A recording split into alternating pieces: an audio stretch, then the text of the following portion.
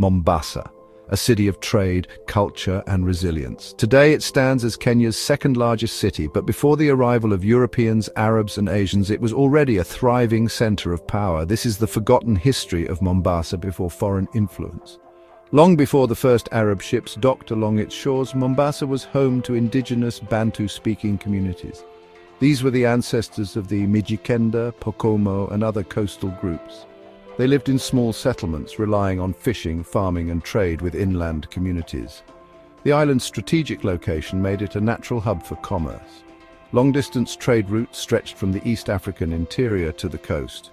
Gold, ivory, animal skins, and iron tools flowed towards Mombasa, while salt, fish, and other coastal goods moved inland.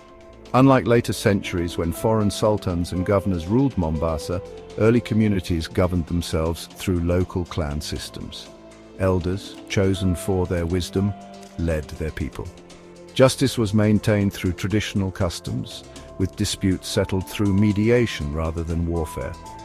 But Mombasa was not isolated. The Swahili culture, which would later define the region, was already beginning to take shape, formed by centuries of interaction between different African groups.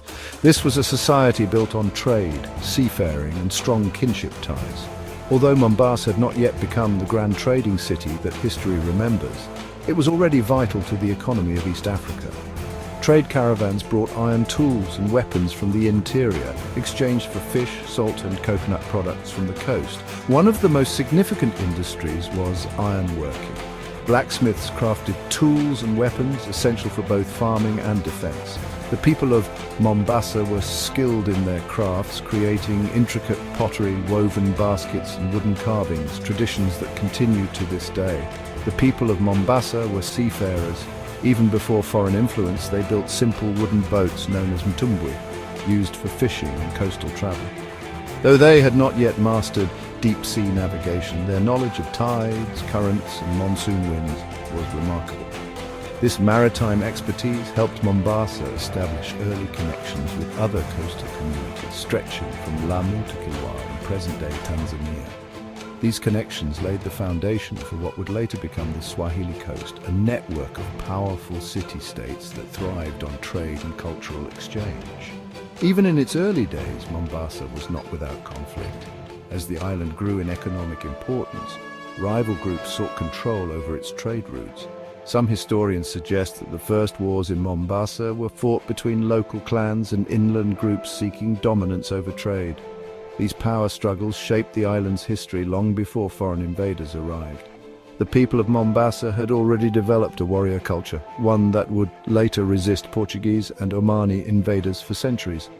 By the time the first Arab traders and later the Portuguese arrived, Mombasa was no primitive settlement. It was a thriving center of trade, culture, and governance. Its people had already built a strong, independent society, one that would influence the development of the entire Swahili coast. The arrival of foreigners would change the course of Mombasa's history, but the foundations of its greatness were laid long before their arrival. Today, when we walk the streets of Mombasa, we see remnants of colonial forts and Swahili architecture. But beneath all of this is an older story, one of resilience, strength, and innovation. The true history of Mombasa did not begin with foreign traders.